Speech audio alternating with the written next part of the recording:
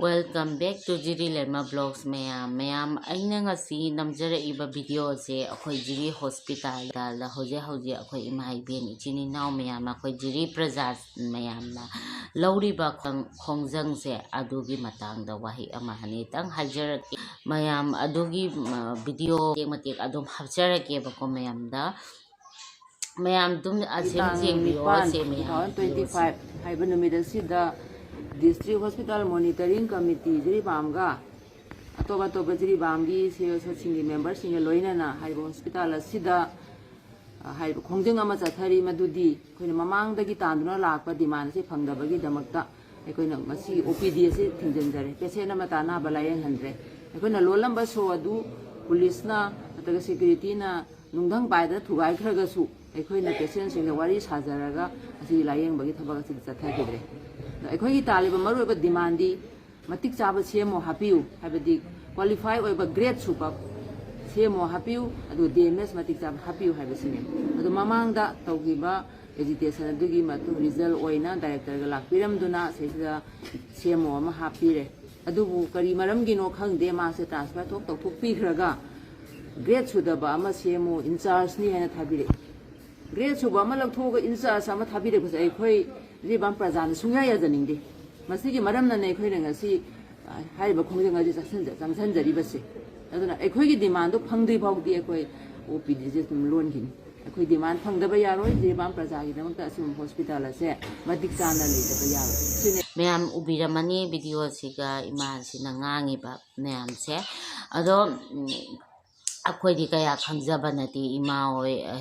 ba mayam imai Biren sing mayam leiri ba ko ado akhoi na dum isage mod khara tang haijaba khaktani hojiki ima sina ngang se am chumma ba wafam ne mayam na su taramani ko ado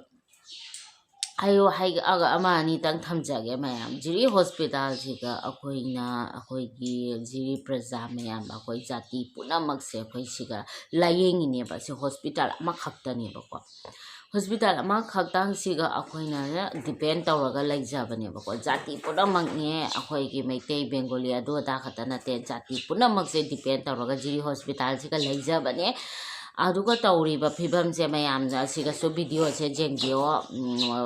moigi video footage se jeng sukke matik mot pa video mafam se yengbio ko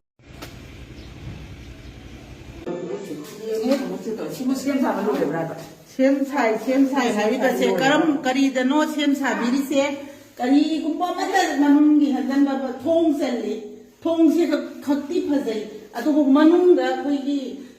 khong ham doriba natra urine gi mafam asidi kari gumba mata semdande kari gumba mata semdan bagi proof eikhoi da phangde gi 50 bedded leiri ba se tarau humdoi bed tarau humdoi dei hena leiramdre aduga mamang dana rang phajana sangba ठेकेदार सिंसेना अखोइबु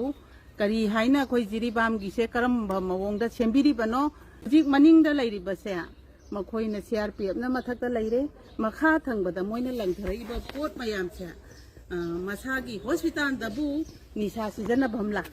निसादी फजना season अब माली मखादा button ma'am ताई हारिबा मफम से hospital से मपुम फाना जिंगसनबगी दमकता अखोइना मरी लेना बसिंगदा Jiri Hospital से मपुंग फाबा मियेंग दो थमहनिंग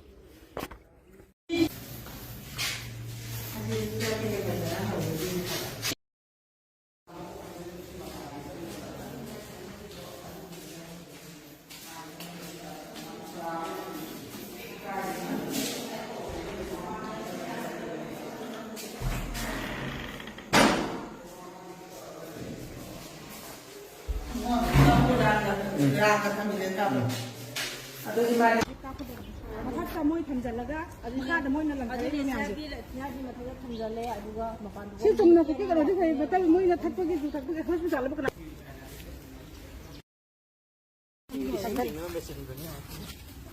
ने ताकपदी जिरिबाम से मोइना अमा बगे दिद्रे बद मपुम फाबा कनोमी से मपुम फाबा कुने बसे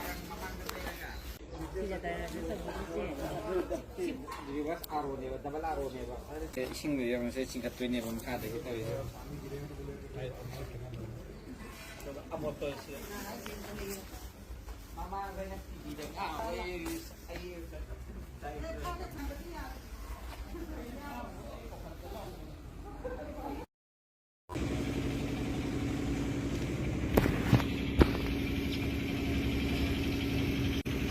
ꯍꯥꯏꯗꯤ ꯃꯌꯥꯝꯁꯨ ꯎꯕꯤꯔꯝꯃꯅꯤ ꯁꯤ ꯚꯤꯗꯤꯑꯣ ꯃꯌꯥꯝꯁꯦ ꯍꯥꯏꯗꯤ ꯑꯩꯈꯣꯏꯒꯤ ꯍꯣꯁꯄꯤꯇꯥꯜ ꯍꯥꯏꯕꯁꯦ ꯑꯗꯨꯛꯀꯤ ꯃꯇꯤꯛ ꯅꯤꯠ ꯑꯦꯟ ꯀ꯭ꯂꯤꯟ ꯂꯩꯒꯗꯕꯅꯤ ꯍꯥꯏꯗꯤ ꯑꯩꯈꯣꯏ ꯍꯣꯁꯄꯤꯇꯥꯜꯗ ꯅꯥꯟꯅ ꯂꯩꯔꯤꯉꯩ ꯑꯅꯥꯕ ꯄꯦꯁꯦꯟ ꯃꯌꯥꯝꯁꯤꯡꯁꯤ ꯌꯥꯝ ꯊꯨꯅ ꯔꯤꯀꯣꯚꯔ ꯑꯣꯏꯔꯛꯇꯣꯏꯅꯤ ꯑꯐꯕ ꯑꯣꯏꯔꯛꯇꯣꯏꯅꯤ ꯅꯥꯕ ꯐꯔꯛꯇꯣꯏꯅꯤꯀꯣ ꯍꯣꯁꯄꯤꯇꯥꯜ ꯃꯅꯨꯡꯁꯤꯒ ꯃꯄꯥꯟꯁꯤꯒ ꯑꯗꯨꯛꯀꯤ ꯃꯇꯤꯛ ꯑꯟꯍꯥꯏꯖꯤꯟ ꯑꯣꯏꯔꯒ ꯑꯗꯨꯛꯀꯤ ꯃꯇꯤꯛ ꯃꯣꯠꯅ ꯂꯩꯔꯗꯤ ꯄꯦꯁꯦꯟꯗꯨꯅ ꯀꯃꯥꯏꯅ ꯐꯗꯣꯏꯅꯣꯕ ꯐꯅ ꯍꯤꯗꯥꯛ ꯀꯥꯞꯄꯁꯨ ꯍꯤꯗꯥꯛ ꯆꯥꯔꯁꯨ ꯃꯥꯁꯦ ꯐꯕ ꯉꯝꯃꯣꯏꯕ ꯍꯣꯁꯄꯤꯇꯥꯜꯗꯨꯒ ꯂꯩꯔꯗꯤꯀꯣ ꯑꯗꯨꯝ ꯅꯥꯕ ꯍꯦꯟꯖꯜꯂꯛ ꯇꯥꯕ ꯃꯌꯥꯝ ꯀꯣ ꯆꯨꯝꯗ꯭ꯔꯥ ꯑꯩꯅ ꯍꯥꯏꯁꯨ ꯃꯌꯥꯝ ꯑꯗꯣ ꯃꯌꯥꯝ ꯁꯤꯒꯤ ꯐꯤꯕꯝꯅꯤ ꯑꯩꯈꯣꯏ ꯖꯤꯔꯤ ꯍꯣꯁꯄꯤꯇꯥꯜꯁꯤꯒ ꯍꯧꯖꯤꯛ ꯂꯩꯔꯤꯕꯁꯦꯀꯣ ꯍꯥꯏꯗꯤ ꯑꯩꯈꯣꯏꯁꯦ ꯍꯧꯖꯤꯛ ꯑꯅꯥꯕꯁꯦ ꯌꯦꯡꯍꯟꯕ ꯇꯨꯀꯠꯆꯔꯦꯕ ꯑꯉꯥꯡ ꯂꯥꯏꯌꯦꯡꯕꯒꯤ ꯍꯣꯁꯄꯤꯇꯥꯜꯗ ꯆꯠꯄꯁꯦ ꯑꯁꯤꯐꯥꯎ ꯑꯩꯈꯣꯏ ꯍꯪꯒꯣꯏꯑꯦꯕ ꯌꯥꯝꯅ ꯃꯅꯝ ꯅꯝꯊꯤꯕ ꯌꯥꯝ ꯇꯨꯀꯠꯆꯕ ꯁꯨꯃꯥꯏꯅ ꯐꯤꯕꯝꯗ ꯂꯩꯌꯦꯕꯀꯣ ꯑꯗꯣ ꯃꯤ ꯃꯌꯥꯝ ꯃꯃꯥꯡꯗ ꯑꯁꯤꯒꯤ ꯚꯤꯗꯤꯑꯣ ꯐꯨꯇꯦꯖ ꯃꯌꯥꯝꯁꯤꯡꯁꯦ ꯎꯔꯗꯤ ꯌꯥꯝ ꯏꯀꯥꯏꯅꯤꯡꯉꯥꯏ ꯋꯥꯅꯤꯀꯣ ꯑꯩꯈꯣꯏ ꯖꯤꯔꯤꯗ ꯍꯧꯖꯤꯛ ꯁꯤꯒꯤ ꯐꯤꯕꯝꯁꯦ ꯂꯩꯔꯤꯁꯦꯀꯣ ꯃꯌꯥꯝ ꯌꯥꯝꯅ ꯑꯩꯈꯣꯏꯅ ꯖꯤꯔꯤꯒꯤ ꯄ꯭ꯔꯖꯥ ꯃꯌꯥꯝꯅ ꯇ꯭ꯔꯥꯏ ꯌꯥꯝ ꯇꯧꯕꯅꯦ ꯑꯗꯣ ꯇ꯭ꯔꯥꯏ ꯇꯧꯔꯤꯁꯦ ꯑꯗꯨꯝ ꯂꯥꯛꯑꯒ ꯃꯃꯥꯡꯒꯤ ꯍꯥꯏꯗꯤ ꯃꯃꯥꯡꯒꯤ ꯕꯤꯜꯗꯤꯡ ꯃꯃꯥꯡꯗꯤ ꯄꯨꯔꯥ ꯅꯤꯠ ꯑꯦꯟ ꯀ꯭ꯂꯤꯟ ꯀꯂꯔ ꯇꯧꯗꯅ ꯔꯪ ꯇꯧꯗꯅꯀꯣ ꯌꯥꯝ ꯅꯥꯟꯕ ꯍꯥꯏꯇꯥꯔꯦ ꯃꯅꯨꯡꯗ ꯆꯪꯉꯒꯗꯤ ꯃꯌꯥꯝ ꯑꯩꯈꯣꯏꯅ ꯑꯗꯨꯝ ꯆꯠꯄꯅꯤꯅ ꯈꯪꯉꯦꯕ ꯑꯗꯨꯛꯀꯤ ꯃꯇꯤꯛ ꯃꯣꯠꯂꯤ ꯍꯥꯏꯁꯦꯀꯣ ꯑꯩꯈꯣꯏ ꯑꯦꯃꯔꯖꯦꯟꯁꯤ ꯗꯥꯛꯇꯔ ꯂꯥꯏꯌꯦꯡꯉꯤ ꯀꯥꯟꯗ ꯑꯦꯃꯔꯖꯦꯟꯁꯤ ꯄꯥꯁ ꯇꯧꯅꯤꯡꯕ ꯇꯣꯏꯂꯦꯠ ꯑꯃ ꯆꯠꯅꯤꯡꯕꯁꯦ ꯑꯩꯈꯣꯏ ꯏꯀꯥꯏꯌꯦꯕ ꯍꯥꯏꯗꯤ ꯇꯨꯀꯠꯆꯩꯌꯦꯕ ꯏꯀꯥꯏꯕꯗꯤ ꯍꯦꯟꯅ ꯇꯨꯀꯠꯆꯕ ꯐꯥꯎꯋꯦꯕ ꯃꯔꯝꯗ ꯑꯗꯨꯒ ꯂꯩꯗꯣꯏꯁꯦ ꯑꯩꯈꯣꯏ ꯅꯨꯄꯤ ꯅꯍꯥꯗꯗꯤ ꯅꯨꯄꯥꯗꯤ ꯇꯣꯛꯈ꯭ꯔꯣ ꯅꯨꯄꯥꯗꯗꯤ ꯈꯔ ꯏꯟꯐꯦꯛꯁꯟꯁꯦ ꯋꯥꯠꯂꯦꯕꯀꯣ ꯑꯗꯣ ꯑꯩꯈꯣꯏ ꯅꯨꯄꯤꯗꯤ ꯑꯩꯈꯣꯏ ꯃꯌꯥꯝꯅ ꯈꯪꯉꯤꯗꯨꯅꯤ ꯅꯨꯄꯤꯅ ꯑꯩꯈꯣꯏ ꯄꯥꯁ ꯇꯧꯕ ꯑꯃ ꯇꯧꯕ ꯃꯇꯝꯗ ꯐꯝꯕ ꯈꯣꯠꯂ ꯇꯧꯕ ꯃꯇꯝꯗ ꯌꯥꯝꯅ ꯏꯟꯐꯦꯛꯁꯟꯁꯦ ꯌꯥꯝ ꯊꯨꯅ ꯅꯨꯄꯤꯗ ꯑꯣꯏꯅ ꯀꯥꯔꯛꯑꯦꯕꯀꯣ ꯑꯗꯨꯒꯤꯗꯃꯛꯇ ꯑꯩꯈꯣꯏꯁꯦ ꯄꯥꯁꯁꯦ ꯀꯟꯇ꯭ꯔꯣꯜ ꯇꯧꯔꯒ ꯂꯩꯔꯒ ꯌꯨꯝꯗ ꯍꯜꯂꯛꯑꯒ ꯇꯧꯕꯁꯨ ꯌꯥꯎꯔꯤꯃꯦꯕꯀꯣ ꯑꯁꯨꯃꯥꯏꯅ ꯐꯤꯕꯝꯗ ꯖꯤꯔꯤ ꯍꯣꯁꯄꯤꯇꯥꯜꯁꯦ ꯍꯧꯖꯤꯛ ꯂꯩꯔꯤꯅꯤ ꯁꯤꯅ ꯑꯩꯈꯣꯏ ꯐ꯭ꯌꯨꯆꯔꯁꯦ ꯀꯃꯥꯏꯅ ꯑꯣꯏꯗꯣꯏꯅꯣ ꯑꯩꯈꯣꯏ ꯖꯤꯔꯤꯕꯥꯝꯁꯦ ꯀꯃꯥꯏꯅ ꯆꯥꯎꯈꯠꯍꯟꯗꯣꯏꯅꯣꯕ ꯆꯥꯎꯈꯠꯄꯒꯤ ꯑꯁꯥ ꯂꯩꯇ꯭ꯔꯦꯕꯀꯣ ꯌꯦꯡꯉꯣ ꯃꯌꯥꯝ ꯑꯩꯈꯣꯏ ꯍꯧꯖꯤꯛ ꯖꯤꯔꯤꯕꯥꯝꯗ ꯇꯧꯔꯤꯁꯦ ꯍꯥꯏꯗꯤ ꯁꯦꯟꯗꯣꯡ ꯂꯝꯕꯤ ꯂꯩꯇꯦꯀꯣ ꯑꯩꯈꯣꯏꯒꯤ ꯏꯟꯀꯝ ꯁꯣꯔꯁꯦꯁ ꯋꯥꯠꯂꯦ ꯑꯗꯨ ꯃꯔꯛꯇ ꯑꯩꯈꯣꯏꯒꯤ ꯑꯦꯅꯤ ꯁꯦꯟꯇꯔ ꯂꯥꯏꯔꯤꯛ ꯇꯝꯕꯒꯤ DLED ꯑꯣꯏꯒꯦꯔꯥ ꯗꯥꯏꯠ ꯑꯣꯏꯒꯦꯔꯥ ꯇꯤꯆꯔꯒꯤ ꯑꯦꯅꯤ ꯁꯦꯟꯇꯔ ꯑꯣꯏꯒꯦꯔꯥ ꯑꯩꯈꯣꯏꯒꯤ ꯀꯣꯆꯤꯡ ꯀ꯭ꯂꯥꯁ ꯇꯝꯅꯕꯒꯤ ꯁꯨꯃꯥꯏꯅ ꯑꯐꯕ ꯁꯦꯟꯇꯔ ꯀꯔꯤ ꯀꯔꯥꯁꯨ ꯑꯃꯠꯇ ꯂꯩꯇꯕꯅꯦꯕꯀꯣ ꯖꯤꯔꯤꯗ ꯑꯩꯈꯣꯏꯅ ꯍꯧꯖꯤꯛ ꯀꯩ ꯍꯥꯏꯅꯤ ꯇ꯭ꯔꯦꯅꯤꯡ ꯑꯃꯠꯇ ꯂꯧꯒꯦ ꯍꯥꯏꯔꯒꯁꯨ ꯑꯣꯖꯥꯒꯤ ꯗꯥꯏꯠ ꯇ꯭ꯔꯦꯅꯤꯡꯇ ꯇꯝꯖꯒꯦ ꯍꯥꯏꯔꯁꯨ ꯏꯝꯐꯥꯜ ꯅꯠꯇ꯭ꯔꯒ ꯁꯤꯜꯆꯔ ꯑꯩꯈꯣꯏ ꯆꯠꯄ ꯃꯊꯧ ꯇꯥꯏꯌꯦꯕꯀꯣ ꯃꯌꯥꯝ ꯑꯗꯨꯃꯥꯏꯅ ꯇꯧꯔꯒ ꯑꯩꯈꯣꯏꯁꯦ ꯏꯝꯐꯥꯜꯗ ꯆꯠꯄ ꯁꯤꯜꯆꯔꯗ ꯆꯠꯄ ꯍꯥꯏꯁꯦ ꯑꯩꯈꯣꯏꯒꯤ ꯔꯦꯟꯠ ꯃꯊꯧ ꯇꯥꯔꯛꯏ ꯃꯤꯒꯤ ꯐꯦꯃꯤꯂꯤ ꯃꯌꯨꯝꯗ ꯂꯩꯔꯒꯁꯨ ꯄꯤꯖ ꯄꯤꯊꯛ ꯑꯃ ꯄꯨꯊꯣꯛꯇꯅ ꯑꯩꯈꯣꯏꯁꯦ ꯁꯨꯃꯥꯏꯅ ꯑꯗꯨꯛꯀꯤ ꯃꯇꯤꯛ ꯋꯥꯅ ꯐꯤꯕꯝꯁꯤꯒ ꯂꯩꯔꯤꯅꯦꯕ ꯑꯩꯈꯣꯏ ꯖꯤꯔꯤꯕꯥꯝꯁꯦꯀꯣ ꯑꯁꯤꯒ ꯀꯔꯝꯕ ꯄ꯭ꯔꯖꯥꯅ ꯁꯥꯎꯅꯤꯡꯉꯣꯏꯗꯣꯏꯅꯣꯕ ꯂꯝꯕꯤ ꯍꯥꯏꯔꯦ ꯐꯠꯇꯦ ꯑꯗꯨꯒ ꯑꯩꯈꯣꯏꯒꯤ CMꯒꯤ ꯍꯛꯁꯦꯜꯒꯤ ꯀꯥꯔꯠꯁꯦꯀꯣ ꯑꯩꯈꯣꯏꯒꯤ ꯍꯧꯖꯤꯛ ꯍꯦꯜꯊ ꯀꯥꯔꯠꯁꯦ ꯑꯩꯈꯣꯏꯗ ꯀꯔꯤꯝ ꯚꯦꯂꯨ ꯂꯩꯇꯦꯕ ꯀꯔꯤꯝ ꯀꯥꯟꯅꯗꯦꯕꯀꯣ ꯀꯥꯟꯅꯗꯦ ꯍꯥꯏꯁꯤꯅꯀꯣ ꯑꯩꯈꯣꯏꯅ ꯊꯧꯑꯣꯏꯗꯕꯒꯤ ꯅꯠꯇꯦꯀꯣ ꯍꯥꯏꯗꯤ ꯍꯦꯜꯊ ꯀꯥꯔꯠꯁꯤ ꯑꯩꯈꯣꯏꯗ ꯀꯥꯟꯅꯗꯦ ꯗꯔꯀꯥꯔ ꯇꯥꯗꯦ ꯍꯥꯏꯔꯨꯕꯒꯤ ꯋꯥ ꯅꯠꯇꯦ ꯀꯥꯟꯅꯗꯦ ꯍꯥꯏꯁꯦ ꯑꯃꯔꯣꯝꯗ ꯍꯥꯏꯔꯗꯤ ꯑꯩꯈꯣꯏꯁꯦ ꯖꯤꯔꯤꯗ ꯂꯩꯕꯅꯦꯕꯀꯣ ꯖꯤꯔꯤꯗ ꯂꯩꯕ ꯃꯇꯝꯗ ꯖꯤꯔꯤ ꯍꯣꯁꯄꯤꯇꯥꯜꯗ ꯂꯩꯔꯤꯕ ꯐꯤꯕꯝ ꯗꯣꯛꯇꯔ ꯂꯩꯇꯦ ꯑꯗꯒꯤ ꯈꯨꯠꯂꯥꯏꯁꯤꯡ ꯂꯩꯇꯦ ꯑꯗꯨꯒ ꯂꯩꯔꯤꯕ ꯍꯣꯁꯄꯤꯇꯥꯜꯗꯨꯒꯤ ꯃꯅꯨꯡ ꯃꯌꯥꯝ ꯎꯕꯤꯔꯝꯃꯅꯤꯀꯣ ꯑꯗꯨ ꯃꯔꯛꯇ ꯅꯥꯕ ꯍꯦꯟꯖꯟꯕ ꯑꯩꯈꯣꯏꯒꯤ ꯁ꯭ꯇ꯭ꯔꯣꯛ ꯇꯧꯈꯤꯕ ꯍꯥꯔꯠ ꯑꯦꯇꯦꯛ ꯇꯧꯕ ꯑꯩꯈꯣꯏꯒꯤ ꯑꯀꯟꯕ ꯏꯃꯥꯔꯖꯦꯟꯁꯤ ꯑꯣꯏꯕ ꯑꯅꯥꯕ ꯃꯇꯝꯗ ꯑꯩꯈꯣꯏ ꯁꯤꯜꯆꯔꯅ ꯍꯥꯟꯅ ꯆꯦꯜꯂꯦꯕꯀꯣ ꯃꯔꯝꯗꯤ ꯁꯤꯜꯆꯔꯅ ꯑꯅꯛꯄ ꯑꯦꯔꯤꯌꯥ ꯑꯣꯏꯕ ꯍꯥꯏꯇꯥꯔꯦ ꯏꯝꯐꯥꯜꯗꯅ ꯑꯩꯈꯣꯏꯒꯤ ꯍꯛꯁꯦꯜꯒꯤ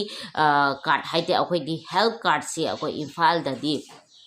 जेनेम्सर रेम्सता मैम अखोई जेंगन बजारे को अदो सिलचर चलादी अखोई अदुगी कानाबसे फंगदेबको हेक्ता अखोइना कानाबसे हेक्ता अखोई प्राइवेट दा अदुम हाना चेलेबको अदुना अखोई अनाबा अकनबा अमा लाखो मतमददी इम्फाल दा चलगा लायेंगे हाइबा मतम जर्नी से असिगी दमकता अखोई दा याम खुदोंग थिनिंगाई ओइ मरमदी अखोई हेलीकॉप्टर गी टिकट फंगनी फंगोय हाइना दुगी गाय लेदोइबा हेलीकॉप्टर ना अयुक दा थाबानी ना नुदा अकनबा अनाबा नारे इमरजेंसी ओरगदी अखोइसे चेनिंगाइसे कसा नतना उपाय लेतेबको हाइदि सिलचरदा नत्रदी उपाय लेतेबको असि कुइरबनी अखोइ इमा इबेन सिंगना अखोइ इचिनिनाउ इबुंग इपा मयामनाको अखोइ सनदगी सुजिरी हॉस्पिटल से कइनो तौ सेमजनबियो डॉक्टर अफा फबा पुबिरौ हाइना अखोइना मयाम रिक्वेस्ट तौइसे अखोइगी गवर्नमेंट दको अदो पुसलकनी अमु ट्रांसफर थागिनी मथों मरों नाइदेव अखोइ जिरीबामगी हॉस्पिटल तौरिसे को आई फाउबा इचा से पोकपा मतमदा आई जिरी हॉस्पिटल दा पोकतेबा आई कसादा चला पोएबा मरमदी असिगी मफमजिगा खुलाइसु लेते अमसु लेते डॉक्टर सु मरांग काइना लेतबा दुगा आईगी लाइफ से डेंजर दा ओइ लेयकनेबा सिगा ngaira लेरदिको आई असी खतंग हारगा आई मयाम लोइजरगे अखोइगी मणिपुर गवर्नमेंट ना मणिपुर सरकार ना अमतंग मी छनबियो खै जिरी दा हुजिक तौरिबा फिबम से याम नुंगाइतना हाइदि अखोइना हुजिक लेरिसे नारगसु लायेंबम लेतबा हाइबदो अदुमाइना ओइरेबको मयाम अदो अथुबदा pabung Biren sigi kaino se amtang changsanbiu amtang mityeng tabiu kamai tauna yam thuna afaba lambi da purakna ba adagi akhoi patient sing chu naraga hujik yam leiri me ko doctor jenghan ngamdana ka sa chana ado mayam se jenghan na ba ji hospital khulai matik chana thambiu doctor matik chana thambiu nurse matik chana thambiu aduga hospital se amtang phajana sembiu aduga matik chaba akhoi gi CMO थम्बीनबा आइना request तौजई ngangiba mayamse soiba yauraga su mayam ibung pai sini naw mayam na ibung ngakpiyo ko ado haraga ai siga loigerage thank you so much